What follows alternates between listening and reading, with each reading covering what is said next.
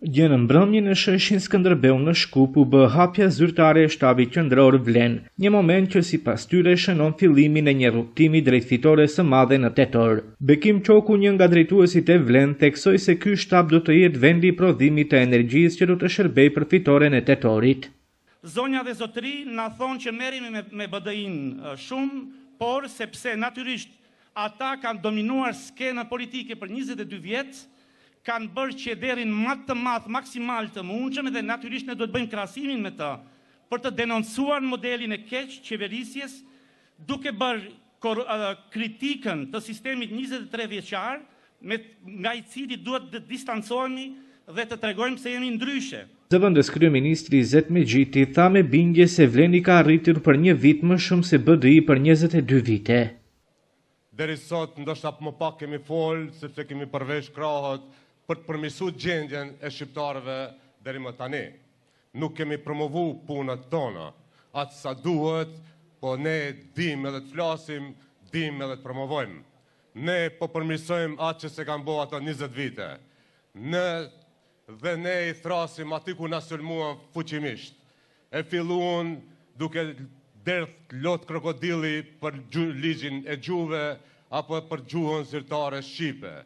E bënën tragjike, thuse ka ndodhur hataja dhe ka rreziku dikush gjuhën shqipe, dhe sot kur shkarkohet gjykatësia e cila ka prek gjuhën shqipe e gjykatës kushtetuese e zgjedhur nga ata, dhe më nuk është antare e gjykatës, është e përjashtuar çdo kush që prek frymën e marrëveshjes së Ohrit, prek themelet e këtij shteti, prek dinjitetin shqiptar.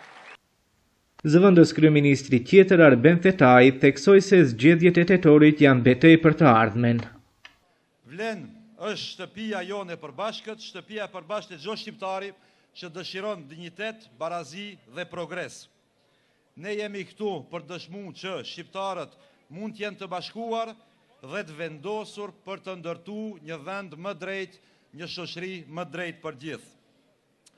Atyre shokëve tonë që i përmendi Bekimi, u ran maskat, u doli boja edhe atyre, Izet, Zek, Bilal, Bekim e mbanin mend se si na ka torturu për një 5 muaj me radhë me atë kërkesën që e kishte për lista të ndara, për këshilltar komunal, për sondazhe për komuna, e kështu me radhë, sot e pam se gjitha këto kanë qenë një mashtrim.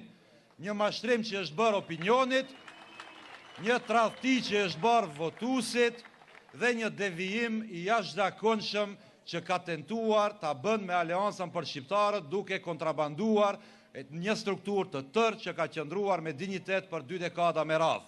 Ndërsa Bilal Kasami, kryetari i Tetovës, tha se ky masivitet nuk është thjesht hapje shtabi, por vulosje e fitores. Ai kujtoi sukseset e komunës që ai drejton. Kur e morëm komunën e Tetovës, e morëm në një gjendje të mjerueshme.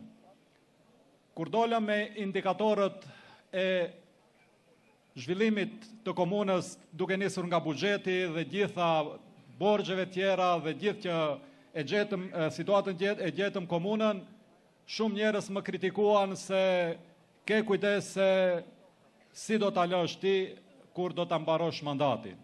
Duke sugjeruar se edhe në kontekstin asaj që për borxhin publik edhe një qeveri premtoi se këtu në qendër të Shkupit do ta nxjerrë në monitor, por nuk e nxori, sepse ishte një sfidë që ishte vështirë për të fituar.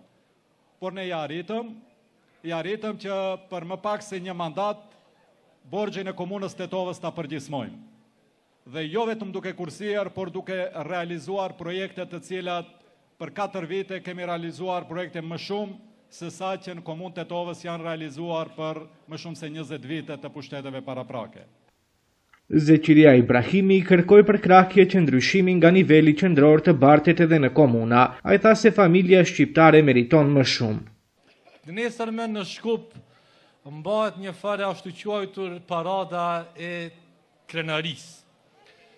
Si subjekt i qendrës së djathtë dhe përfaqësuesi një partie që është betuar për mbrojtjen e familjes, më duhet t'ju them se ne askujt nuk mund të tërhyjmë në bindjet e tij personale, as nuk mund t'i ndalojmë edhe paradat e turpit, sepse sheshi i çdo shteti shekullar është i të gjithë qytetarve. Por si shqiptar e si besimtar musliman nuk mund të mos e themi se synimi ynë është të mbrohet familja shqiptare tradicionale. Dhe në fund shefi i këtij shtabi Adnan Azizi tha se po ndjehet i rrethuar me shumë shokë e shoqe. Azizi përçoi plan organizativ në veprim me çka theksoi se do të deportojnë në çdo mahall ku ka shqiptar për të siguruar fitoren e tetorit. Betejat e mëdha nisin nga sheshi, mu ashtu si ne sonte nisëm në këtë shesh të bukur të qytetit ton të lasht, të Shkupit Dardan. Dhe ky është fillimi i hapjes së shtabit qendror dhe që do të pasoj dhe do të vazhdoj me hapjen e shtabeve tjera në çdo qytet, në çdo lagje, në çdo muhall dhe në çdo shtëpi ku ka zemra që rrahin për ndryshim dhe për prosperitet të shqiptarëve në këtë shtet.